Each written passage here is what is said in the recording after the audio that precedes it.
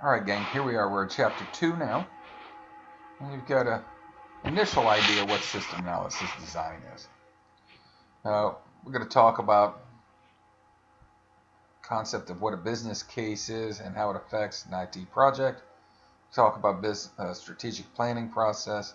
Explain the purpose of a mission statement. We'll do a SWOT analysis and look at how SDLC serves as a framework for systems development. We've got different reasons for the system projects and factors that affect such projects. We'll define operational, technical, economic, and schedule feasibility, and explain the factors that affect project priorities. Okay, so business case. We need to justify a proposal. Now, somebody will come up with an idea. Hey, we should, and then fill in the blank. We should what? People come up with ideas.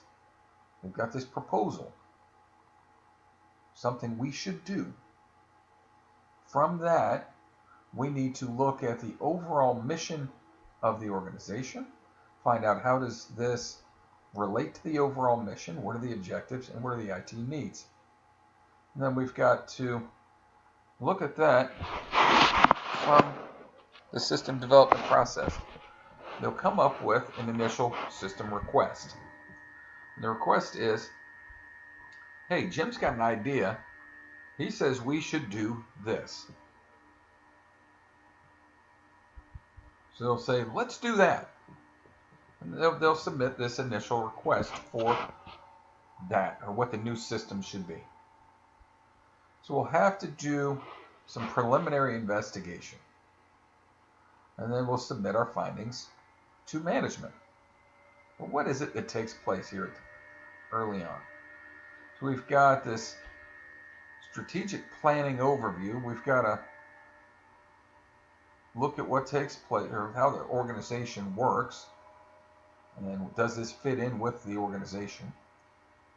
We'll do SWOT analysis of this proposal or this request.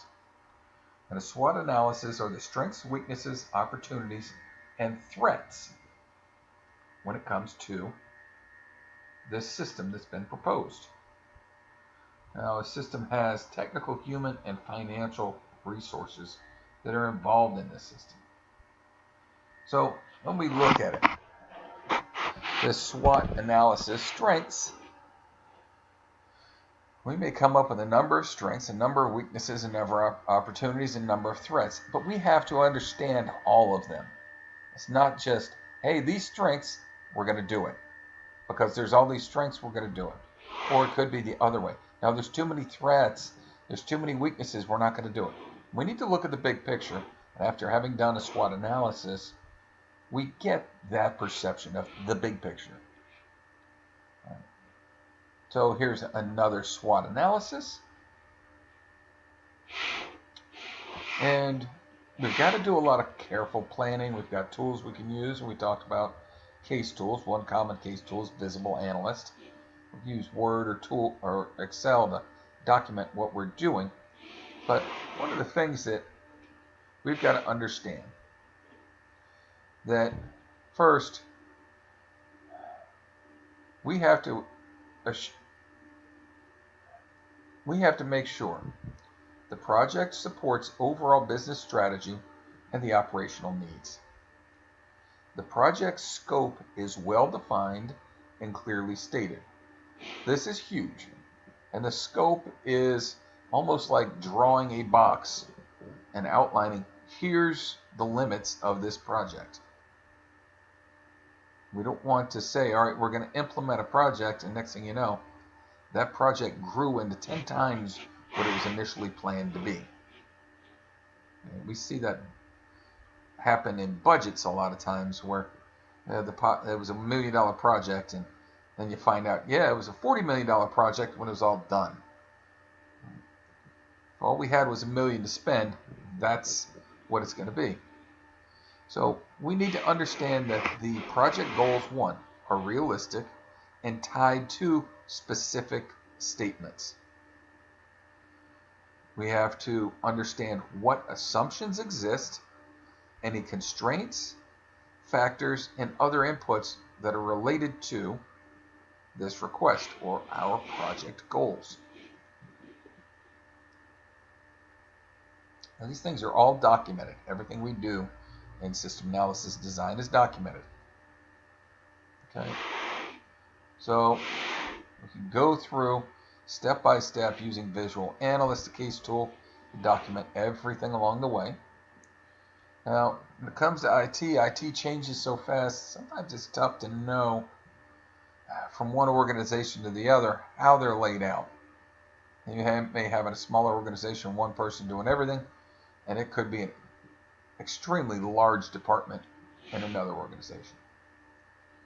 So, what's a business case? A business case should be comprehensive, easy to understand, describe the project clearly, provide the justification to proceed, and estimate the project's final impact. So, somebody's going to step to us and say, here's what we need to have done. It describes the project clearly. There's justification why, and it gives an understanding of what it's going to do in the end. Okay. So, a project has internal factors, things that may come into play, as well as outside or external factors. We've got to look at both what happens or impacts it from the inside as well as outside. Now, systems requests are evaluated by a systems review committee or a computer resources committee. We've got specific forms associated with a systems request, and they help streamline the request process, ensure consistency. It needs to be easy to understand. Clear instructions indicate the required supporting documents that go along with it, and they need, at least today, to be submitted electronically because we're not always working in the same place. So we've got a system request. Somebody goes through and fills out system request. The systems review committee will go through, decide whether this is what we should do or shouldn't do. We don't want one person's bias to affect the decisions. That's why we want a committee.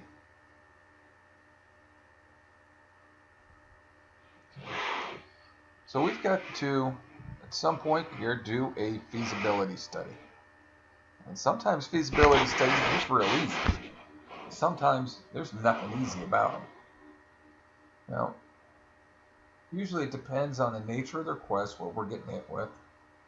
And we need to look at organizational charts, do interviews with people, look at other documentation, go look and see what's going on, and sometimes do surveys of different users.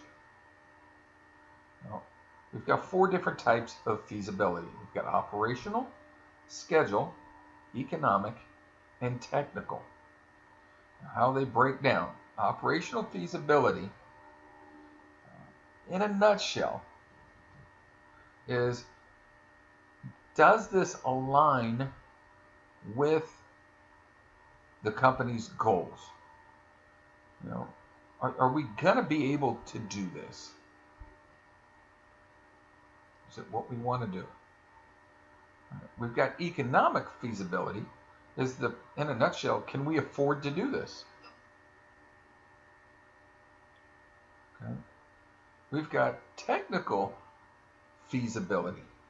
Now, when it comes to technical feasibility, it's, will it work? Can this actually be done? Now, we may have an idea, say, man, this is great. This is exactly where the company wants to be, what the company wants to do. We can afford it. And then we get the technical feasibility. Yeah, that'll never happen. That's not technically feasible. You can't do that. And then we've got schedule feasibility. It could be that this job needs to get done in 6 months. And we go do the studies, there's no way you can complete this in 6 months. Just not going to happen. Or if you want this done in 6 months, it's going to double the cost, which throws the economic feasibility right out the window. Okay? So it's not hard to understand the different feasibility studies, and we've got to go through all 4 and make sure that this project, this system, is feasible in every way. Okay? So when it comes to evaluating feasibility, identify and weed out systems requests that are not feasible. Some feasible requests may not be necessary. Requests that are not currently feasible can be resubmitted as new hardware or software expertise become available and the costs come down. Right? So we set priorities. Is this thing going to reduce cost, increase revenue? Will it make us more efficient? Are our customers going to be happy? What's this going to do for the organization? If I understand that, then I can say, how important is this project? We need to find out how important should we can set a priority to it. Does this need to happen before maybe another project does? So when it comes to projects, we've got discretionary and non-discretionary projects. Discretionary projects, that's when management has a choice. Non-discretionary, you do not have a choice. Let's say that OSHA came in and said you had to implement a new protocol when it came to safety within the organization. That's not optional. It's not up to your discretion whether you do that or not. If you want to stay in business, you have to do it. It's non-discretionary.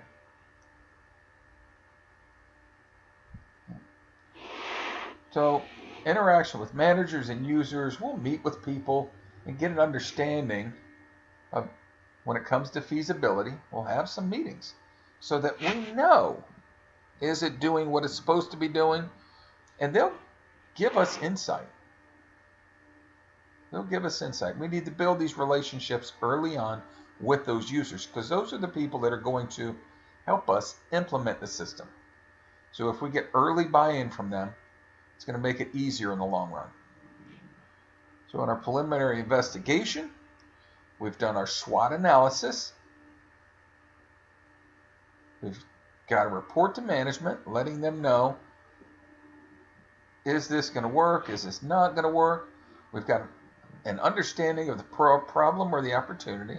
We've defined the scope and constraints. We've done our fact finding. We've studied usability, cost, benefit, and schedule data.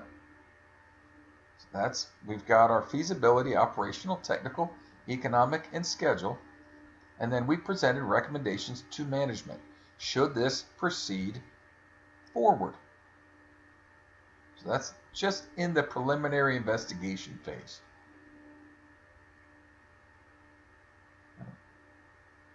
The step 1, I just went through everything.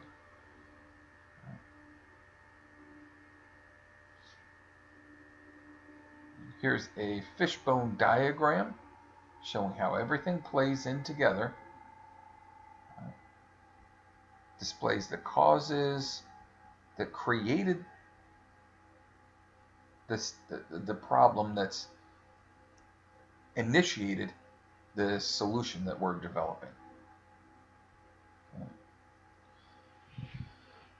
Okay, so when it comes to the preliminary investigation, we need to look at external, internal, what's happened in the past, and what's happening in the future.